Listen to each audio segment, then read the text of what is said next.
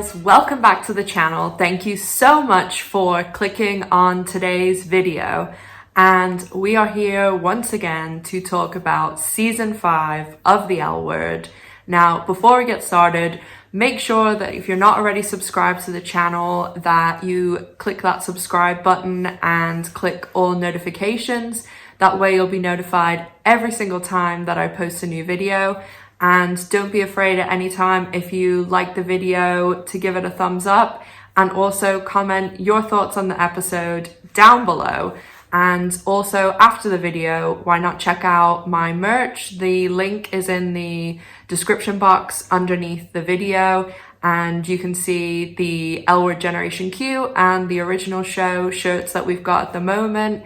And we will be releasing some new ones soon, so check those out whenever you have a chance. And as I said in my live the other day, the L Word Generation Q season 2 will be going back to filming next week for continuation, because they only really had a couple of weeks of filming, the very end of November and beginning of December. So we should start getting some more information. If you're not already up to date on everything Generation Q wise, make sure to check out my videos. I link them in the cards above and at the end, and they contain all the information that we've got so far on season 2. So let's get right into today's episode, season 5, episode 8, Lay Down the Law.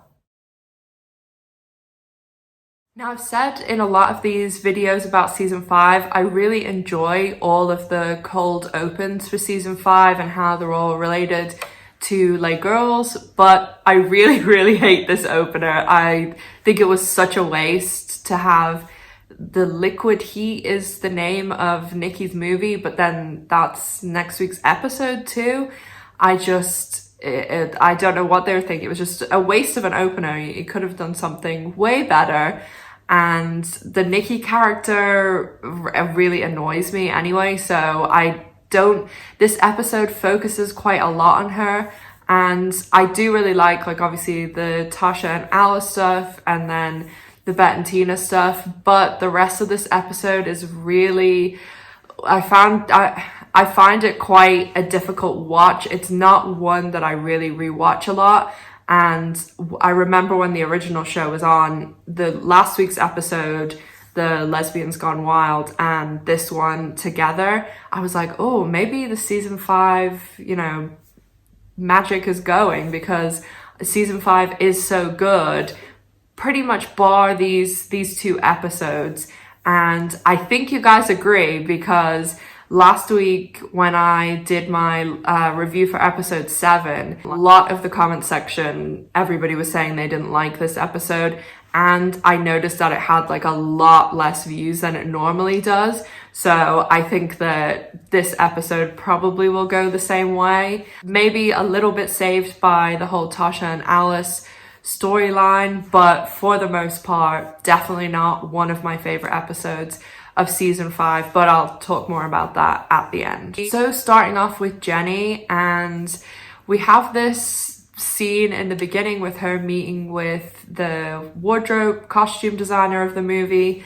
And one thing I noticed in this scene, and then when she's talking to Tina, she has a huge hickey right in the middle of her neck. And I was like, is there a scene that explains this? Or are we just supposed to think it's Nikki? But yeah, I couldn't stop looking at that the whole way through the scene. And Tina, Laura Holloman, is fantastic in this scene. I just thought she completely nailed it, the way she's just so over Jenny. She cannot wait to just get this conversation over with. And obviously it's proved to be a really difficult time dealing with Jenny, and Jenny later on goes to the premiere of Nikki's movie. She's barred from the premiere, and she does stay through the whole movie waiting outside. So not an overall good episode for Jenny. She really was, in a bad spot this week. Kit only has one scene in this episode. She's back in the planet's back open again, and Shane kind of says, oh, well, you've closed She-Bar down, you must be happy. So not really much going on for Kit this episode. And speaking of Shane, the whole Shane and Molly thing really starts off properly this week. You can see like Shane brings her to Jodie's dinner party and they kiss for the first time, and as Shane predicted, Molly kind of freaks out a bit and is like, take me home. So as we know, this continues over the next few episodes. When I watched this, whatever it was 12 years ago, I kind of liked Molly and didn't mind the whole Molly and Shane thing. I have a lot less patience for it now as a 33, whatever I am, year old woman that has been out for like well over a decade, because I think whenever I watched it the first time, you know, I was in my early 20s. I'd only been out like probably like a year or two. And it's just watching it now, all I could think was, I would not have time for this. Like, I know that sounds maybe like a bit harsh, but I just, whenever I see people like really, you know, older people in their late 30s, early 40s, and they date someone who's even like 18, 19 or early 20s, I just always like, what do you have in common? Like, I think it's different if somebody's 30 and somebody's 50. Like, that's, you're both adults and you're both, you know, in middle age of your life. But when it's someone so young and then someone middle-aged, I feel like you're at different stages, and that's for straight and gay. But then when it's someone who's really young and they've just come out, and there's that whole coming out process and first relationship and everything on top of it, it's even less appealing to me.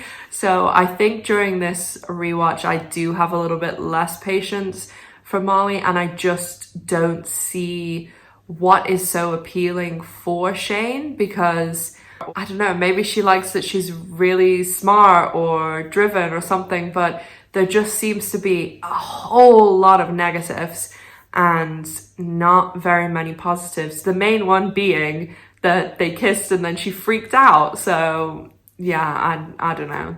I'm guessing I'll see how it goes over the next few episodes as it develops. But right now I'm like, oh, Shane, I would not have time for this. And we all remember like straight girl crushes, like, you know, when you're younger. We're not talking about that. Like, this is a little bit different because Molly's obviously, you know, inviting it in and stuff. And yeah, it's just, I don't understand it.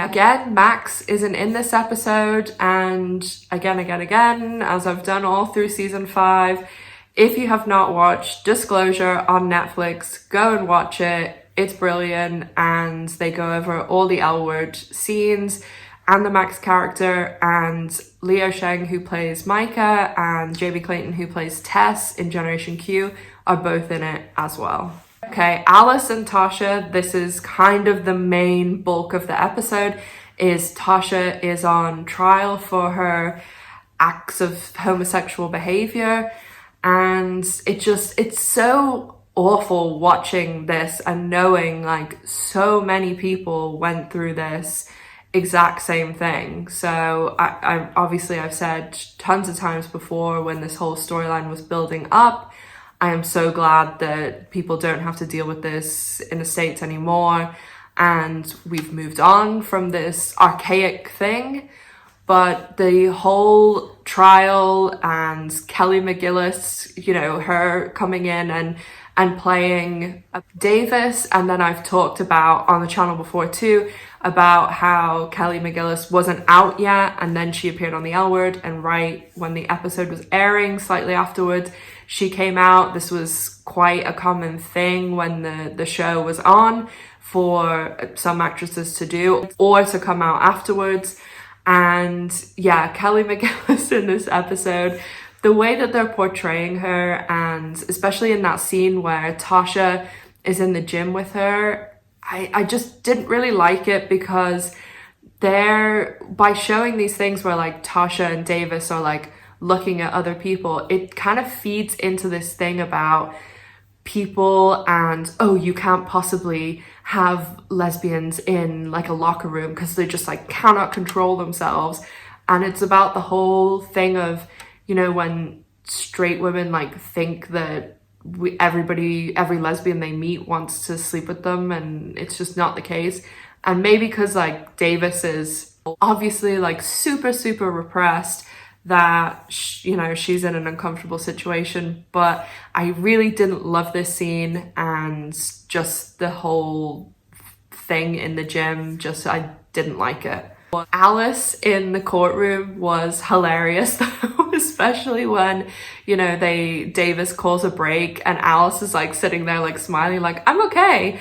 And yeah, Leisha Haley just again absolutely killed it. Such an underrated actress. She's so good and doesn't get the recognition that she deserves. And when they started pulling up our chart, I just was like, what is happening right now? Because I don't know whether everybody remembers or whether they went on it themselves, when especially like season 5 and season 6, they were really plugging our chart in the show and in like promo material and the website and everything. And I know a lot of other people who talk about the L Word have talked about this before, but the site never worked. It was always broken. There was always something wrong with it. And nobody really used it, because would you really want to put who you sleep with on like the chart?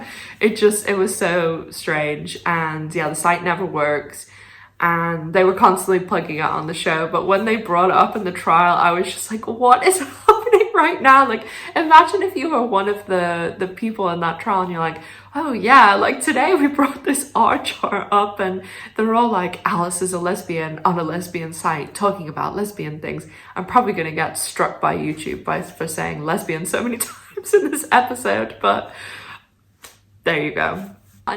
Obviously, I was really glad at the end when Tasha was like, screw this, like I want to be with the person I love. And then Davis comes out and it's basically like, that's cool that, you know, you're going to be true to yourself and leave the army, but you really should suppress yourself your entire life so that you can be in the army. It's like, okay, Davis, cool, like you do you. On to Tina and Bet, who also this episode, it's what is happening with everyone this episode is honestly out of control. I did really like Tina's scene with Jenny. I thought, you know, as I said before, like Laura Holloman nailed it. But the scene with like Jenny's agent and manager and stuff, I thought those were kind of interesting, that they were showing Tina, you know, in this Hollywood kind of male dominated place, that she would, the way she was speaking and like the language she was using is so different to the way we've ever seen her, like with her friends and Bet and other people.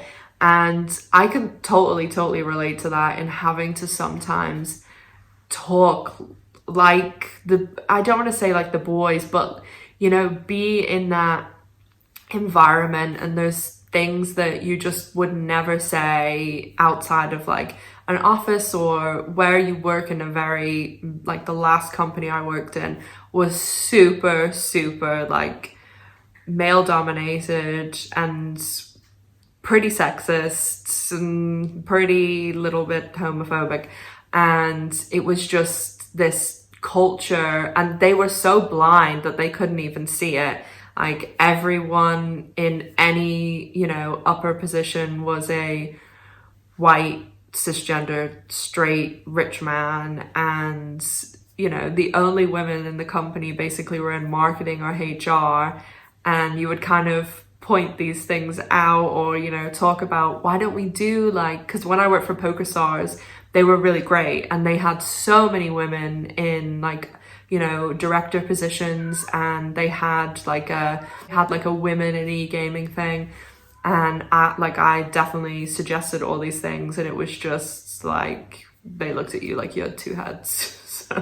And they acted like, oh, we don't have this issue. And it's like, you do, you are like textbook this issue. So I kind of can relate to Tina in that way. Making an appearance 2 episodes in a row is Jealous Bet.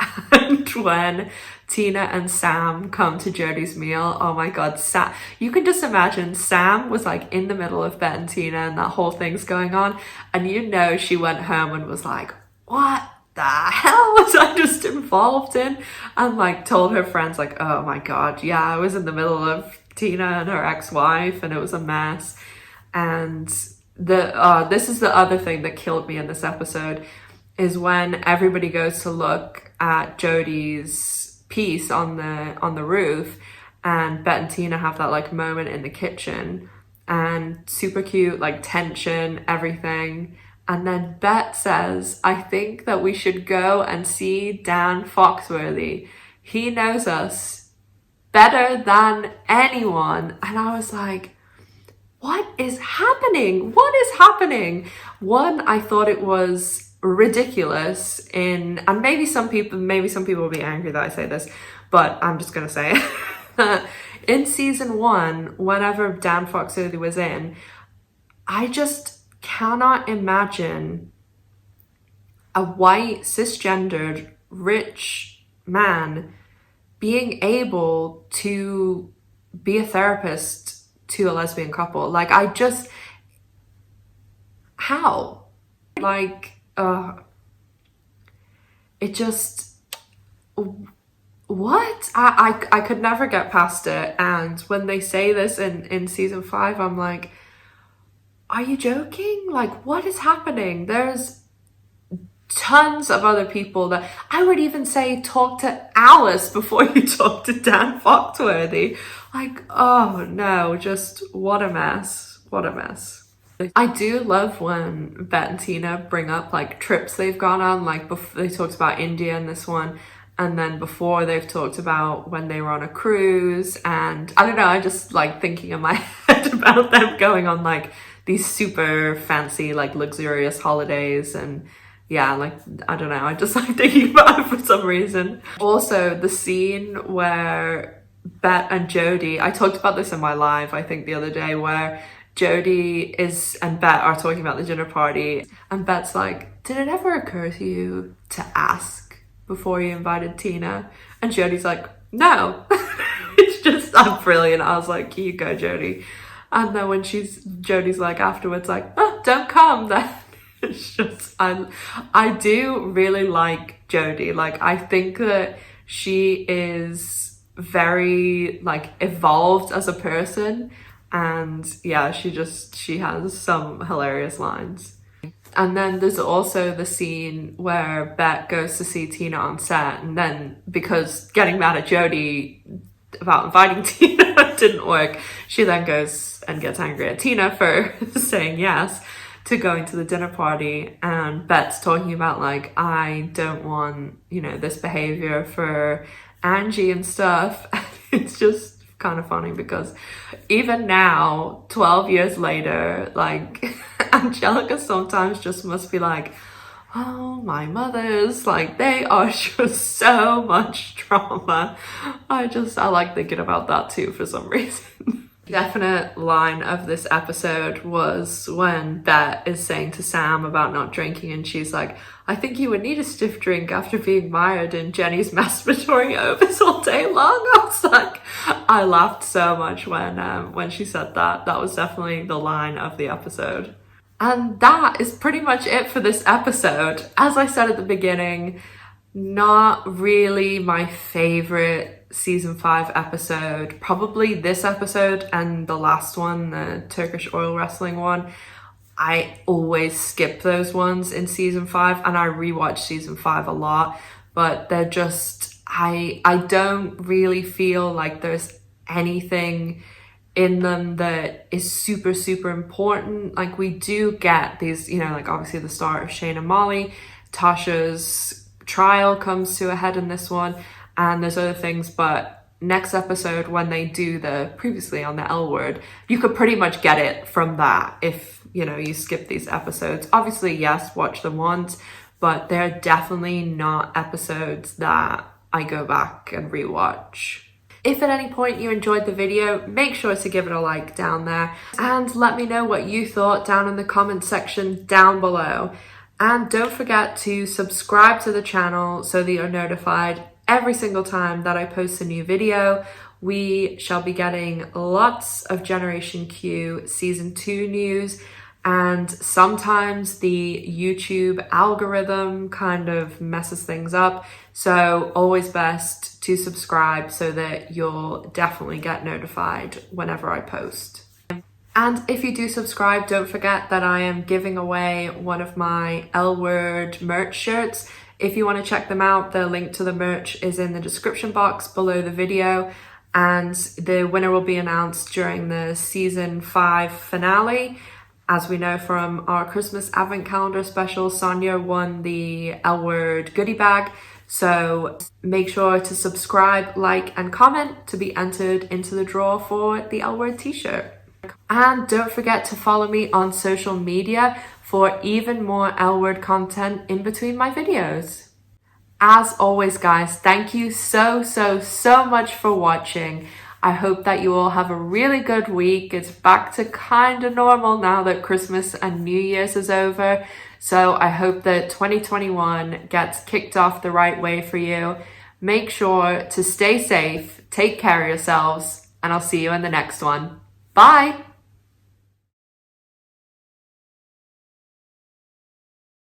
Want to know everything we know about season 2 of Generation Q? Click this video. And want to know all the casting news? Carrie is revealed. Click this video.